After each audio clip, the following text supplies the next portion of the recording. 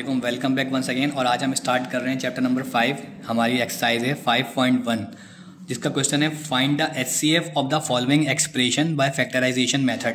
हमें इसका HCF extract करना है। हमारे पास एक वैल्यू गिवन है, दो पॉलिनोमियल्स गिवन है, इनका हमने HCF निकालना है। HCF की फुल फॉर्म होती है हाईएस्ट कॉमन फैक्टर, ठीक है। इसे आप एक्सप्रेशन भी कह सकते हो, कह रहे हैं। और मेथड कौन सा यूज़ करना है? Factorisation method. फैक्टराइजेशन मेथड में क्या होता है कि आप इनके फैक्टर्स निकालते हो।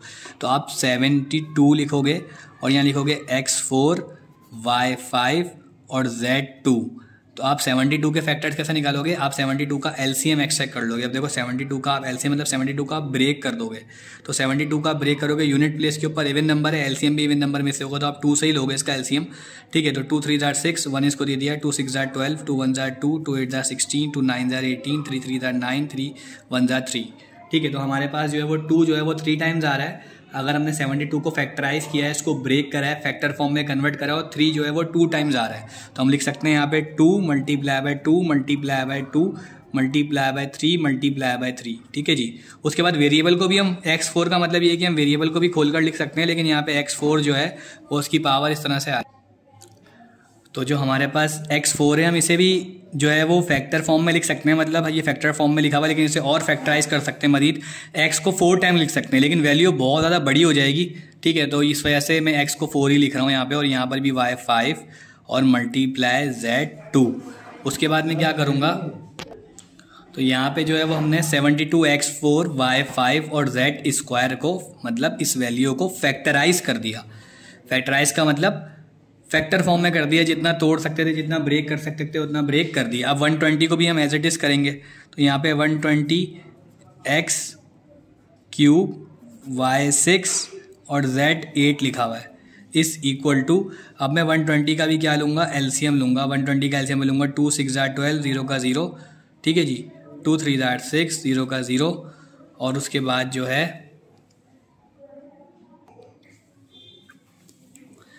तो हमने यहाँ पे 120 को भी फैक्टराइज करा है। तो 2 6 जार 12, 0 का 0, 2 3 जार 6, 0 का 0, 2 1 जार 2 और 2 5 जार 10। अब यहाँ पे हमारे पास जो है वो ऑड नंबर आ गया यूनिट प्लेस के ऊपर, तो हम अपना फैक्टर भी चेंज कर देंगे। 3 5 जार 15 और 5 1 जार 5। तो जब हमने 120 को फैक्टराइज किया तो हमारे पास 3 टाइम्स 2 आया, 1 टाइम 3 आया और 1 टाइम 5 आया, ठीक है जी।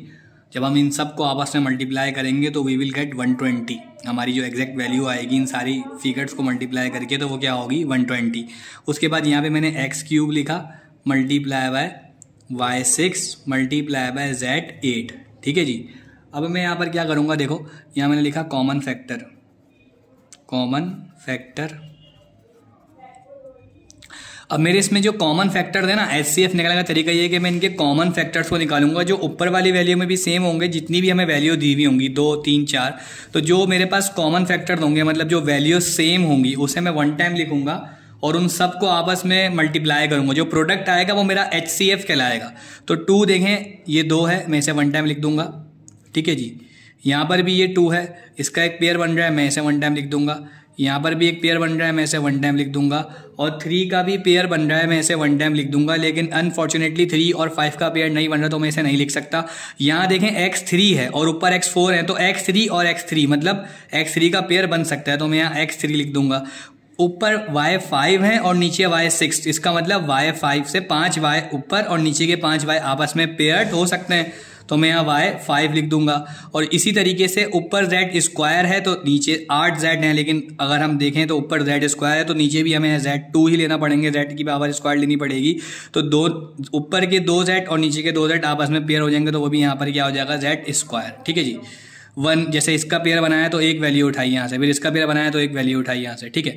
अब आप इन सबको मल्टीप्लाई करवा देंगे और मेरे पास मेरा HCF आ जाएगा। तो ये HCF निकालने का पूरा मेथड है जो मैथमेटिशियन ने डिज़ाइन करा है, और इसे हम फॉलो करेंगे तो हम अपने सवाल को ईजिली सॉल्व कर पाएंगे। तो मेरे पास जो HCF था वो मेरा क्या था? 2 2 जार 4, 4 2 जार 8, 8 3 जार 24। मेरे पास जो वैल्यू आई वो 24 आई, और इन सबको भी आपस में मल्टीप्लाई करूंगा। वेरिएबल डिफरेंट है, इनकी पावर्स ऐड नहीं हो सकती। अगर ये सेम होते तो पावर्स ऐड हो जाती। तो y क्यूब y5 और z स्क्वायर, ये मेरा आंसर हो गया फर्स्ट क्वेश्चन का। उसके बाद सेकंड क्वेश्चन है मेरा, और सेकंड में भी मुझे जो है वो अलग अलग एक्सप्रेशन दी हुई हैं, ठीक है। ये भी मेरी एक एक्सप्रेशन है, ये भी, और 3 टर्म्स भी हम इसे कह सकते हैं, 3 टर्म्स हमें दी हुई हैं। तो 18 का भी जब मैं एलसीएम लूंगा, और एलसीएम तो देखें बहुत सिंपल है, 5 क्लास से सिखाया जाता है, मैं बार बार एलसीएम लेना नहीं सिखा रहा आपको। तो जब मैं 18 का एलसीएम लूंगा तो मेरे पास 2 1 टाइम आएगा और 3 जो है वो 2 टाइम्स आएगा। आप करके चेक कर सकते हैं अगर कोई इशू हो तो। उसके बाद मेरे पास R³ मैंने एज इट इज लिखा, और S4 को भी मैंने एज इट इज लिखा, और T5 को भी मैंने एज इट इज लिख दिया, ठीक है जी। उसके बाद मैं क्या लिखूंगा, 120 R4 S³ और T8। अब जब मैं 120 का एलसीएम एक्सट्रैक्ट करूंगा तो मेरे पास 2 जो है वो 3 टाइम्स आएगा, और 3 जो है वो 1 टाइम आएगा, और 5 जो है वो 1 टाइम आएगा। आप चेक कर लीजिएगा, 2 मेरे पास 3 टाइम्स आ रहा है। ऊपर भी हम ये एलसीएम ले चुके हैं 120 का यहाँ पर, ठीक है। तो 2 जो है वो 3 टाइम्स आ रहा है, 3 1 टाइम आ रहा है, और 5 भी मेरे पास 1 टाइम आ रहा है। उसके बाद मैं यही करूंगा, उसके बाद मैं यहाँ पर R4 लिखूंगा, मल्टीप्लाई बाय S³ लिखूंगा, मल्टीप्लाई बाय T8 लिख दूंगा। उसके बाद मेरी थर्ड वैल्यू है 210 R7 S7 and then T³ is equal to, तो 210 का मैं एलसीएम एक्सट्रैक्ट करूंगा तो मेरे पास आएगा 2 1 टाइम, फिर 3 आएगा मेरे पास, देन 5 एंड देन 7। 210 का एलसीएम थोड़ा सा चेंज है, आप लोग देख लीजिएगा, ठीक है जी। उसके बाद फिर multiply by R⁻7 and then multiply by S7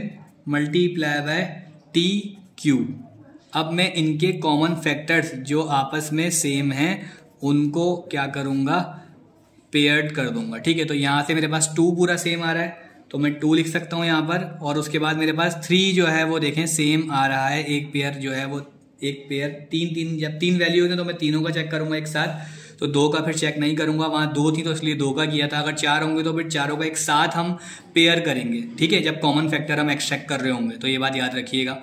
तो इसलिए यहाँ पर मेरे पास जो है वो 3 1, ये 2 और ये 3, तो इसका एक पेयर बन सकता है, ये 1 ये 2 और ये 3, एक पेयर ये बना, और ये और ये एक पेयर इसका बना। तो इस पेयर में से ये 2 बाहर आया और इस पेयर में से 3 बाहर आ गया, तो 2 आया 3 आया जो मेरे कॉमन फैक्टर हैं, और मेरे पास और कोई भी इसमें से कॉमन फैक्टर नहीं है। अब मैं वेरिएबल्स पे चले जाऊंगा, यहाँ देखें R4 है, ठीक है, यहाँ पे R7 है, लेकिन क्योंकि ऊपर जब 3 है तो यहाँ से भी 3 उठाने पड़ेंगे और यहाँ से भी 3, तो मेरे पास R³ जो है वो कॉमन आ जाएंगे फैक्टर 3R, जो 3 पेयर बन जाएंगे, ठीक है जी। उसके बाद यहाँ पर भी हम ये काम करेंगे, यहाँ S4 है, यहाँ S³ है और यहाँ S7 है, लेकिन क्योंकि सबसे मिनिमम पावर है यहाँ पे S3 है तो यहाँ से भी 3S का पेयर बनेगा और यहाँ से भी 3 का बनेगा। तीनों में से जब 3 पेयर बनेंगे S के 3 तो तीनों में से एक S बाहर आएगा, उसको मिलाकर S³ बन जाएगा। क्या बन जाएगा भाई, X³ सॉरी X नहीं S³, ठीक है। तो यहाँ पे क्योंकि X ज्यादा आता है ना इसलिए मुझे X निकल आता है, लेकिन S³ होगा, ठीक है। फिर T5 T8 और यहाँ पे T³, तो इनका भी जब मैं पेयर करूंगा तो फिर T³ यहाँ से उठाया तो यहाँ से भी 3 और यहाँ से भी 3, तो T³ मेरे पास जो है वो पेयर्ड हो जाएंगे। फिर मैं इनके नंबर्स को आपस में मल्टीप्लाई कर लूंगा तो 2 3 मेरे पास 6 आएगा, एंड देन जब मैं इन सब तीनों को वेरिएबल्स को मल्टीप्लाई करूंगा, यहाँ पर भी सेम नहीं है तो फिर हम इनकी पावर्स को ऐड नहीं करवा सकते, तो R³ S³ और T³ मेरे पास आंसर आ जाएगा।